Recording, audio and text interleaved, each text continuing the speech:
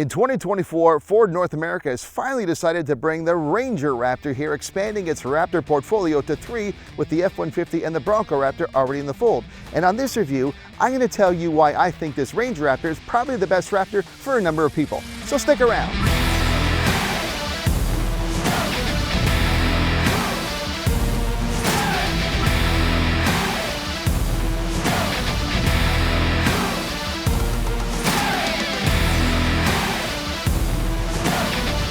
All right, now that it's here, let's talk about some specs. Under the hood of the Ranger Raptor is the EcoBoost engine, the 3-liter twin turbocharged V6. It puts out 405 horsepower and 430 pound-feet of torque. It's the same engine, as I said, as is in the Bronco Raptor, but the Bronco Raptor has a little bit more output at 418 horsepower and 440. To make a Ford Ranger into a Ranger Raptor, you need a bolstered powertrain, but more than that, you need a suspension that's capable of doing what Raptor variants are supposed to do. The Ranger Raptor is designed around a purpose-built suspension that includes lightweight aluminum upper and lower control arms and a long travel rear suspension with Watts linkage and trailing arms for control and confidence in off-road conditions. The Ranger Raptor is equipped with next-generation Fox 2.5-inch live-valve internal bypass shocks that feature coilovers at the front and piggyback reservoirs at the rear. This helps to reduce heat buildup and allows for uninterrupted performance all day long. The Ranger's fully boxed frame is upgraded with the Ranger Raptor by reinforcing the front frame rails, front shock towers, rear shock brackets, suspension mounting points, and other key areas so it can handle more punishing off-road driving conditions. The Fox live valve internal bypass system on the Ranger Raptor changes damping performance based on selectable drive modes, which are all developed to provide a better on-road comfort, on-road control capability, and ride quality at high and low speeds. And similar to other Raptor variants, as well as the new Mustang, the Ranger Raptor's active valve exhaust system can be tuned to several modes, including quiet, normal, sport, and in this case, Baja settings. Ranger Raptor also comes with trail control, so drivers can navigate tricky spots while the truck manages the throttle and brakes. The cab of the Ranger Raptor comes with unique features such as a sport steering wheel, including cast magnesium alloy paddle shifters and a signature Raptor centering mark in a code orange color. Unique Ford Performance front seats include extra bolstering to hold drivers in place during high-speed cornering. The rest of the cab includes premium materials trimmed in code orange. And to help the driver when off-roading, Ranger Raptor features a 360-degree camera and front view camera seen on a 12-inch touchscreen monitor in the now familiar portrait aspect ratio. And the 12.4-inch digital instrument cluster offers solid graphic visuals and easy-to-read gauges and readouts.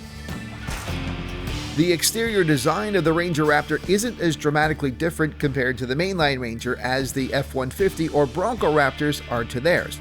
But there are exterior changes that start with LED projector headlights flanked by C-clamp signature lighting. There's the bold FORD lettering on the grille that sits above an all-steel bumper with integrated frame-mounted front and rear tow hooks and LED taillights that provide a signature C-clamp link to the front. Flared fenders with functional fender vents house aggressive 33-inch BF Goodrich all-terrain KO3 tires on 17-inch wheels. The Ranger Raptor also sports serious underbody protection with a thick front bash plate made of high-strength steel, as well as dedicated engine, transfer case, and fuel tank shields. Now, if you're intentionally buying a Raptor variant of any Ford performance vehicle that has it equipped, you're probably not overly concerned about fuel economy. But if you are, well, the Ranger Raptor is the most fuel efficient of the bunch. It has a combined fuel economy rating of 14 liters per 100 kilometers. That's 17 US miles per gallon. That would be thirstier than the other variants in the new Ranger, but certainly the most fuel efficient of any possible Raptor. It's a fair amount more fuel efficient than, say, the 150 Raptor R, and more efficient than the regular Raptor, more fuel efficient than the Bronco Raptor. So again, I mean, if saving money is part of it, and actually you could argue that saving money is an important part of selecting this particular Raptor and the Ranger, well, there you go, you're saving money on fuel as well.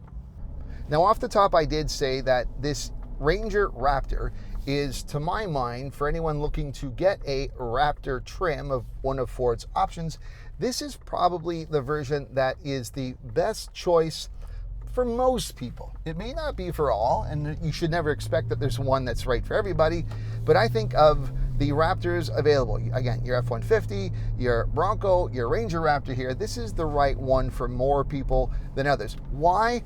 Well, there's a few reasons. Probably, at least here in North America anyways, one of the best reasons is size. Look, the F-150 Raptor, and especially the Raptor R and the F-150, extremely fun, very powerful, but just massive vehicles. When you're looking at dimensions, I mean, this Ranger Raptor is about almost 10 inches narrower than the F-150 Raptor. It's also shorter, it's less overall length. But you know, this Ranger Raptor, of course, was primarily built for some of those dunes. I mean, that's why you have Baja mode. There's not a lot of areas where people, you know, in North America could, you know, go sort of sand dune or the type of Baja mode driving. Sure, and, you know, in California and Utah, and there's areas probably in the Okanagan, in BC. But look, around here where I live in the greater Toronto area, I mean, we have off-road trails, but they're more the forested, sort of the cottage roads or those types of off-road trails. And listen, I've driven F-150s on those types of roads, and I've driven the Bronco Raptor on those types of roads, and this just fits better. There's that certain area of where you know you have room, and there's some really tight paths where in some of the bigger ones I'd have to really negotiate my way through. But it just seems, look, you still have all the capabilities, you still have sufficient ground clearance, you have all the fun, you have all the modes, you know, you can do everything you want, but you can do it in a tighter package. So that's certainly a big reason why this is better. And it has to be said, you know, another big contributing factor is cost. This Ranger Raptor is many thousands of dollars cheaper than both the F-150 and the Bronco Raptor. When you're saving that much money, and you'll be saving on fuel as well because it's more efficient, yet you're getting all the fun and performance that a Raptor offers, you know, it just seems like it's the logical choice. And, you know, it's also versatile. I mean, it's a mid-sized truck.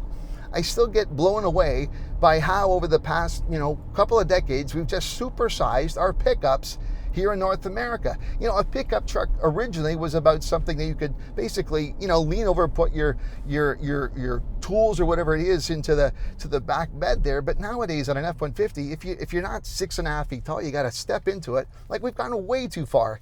The Ranger is what sells around the world. I remember spending a week a couple of years ago in Vietnam, and you know, the trucks that you saw there were basically Rangers. You didn't see anything larger than that, and that's the way it is around the world. So this is that right-sized truck. Mid-sized trucks are better, I think, for a number of reasons, and a mid-sized performance truck like this Ranger Raptor, well, yes, this is the one that you should be considering. All the fun without the gargantuan girth and size and everything else that goes with the bigger one.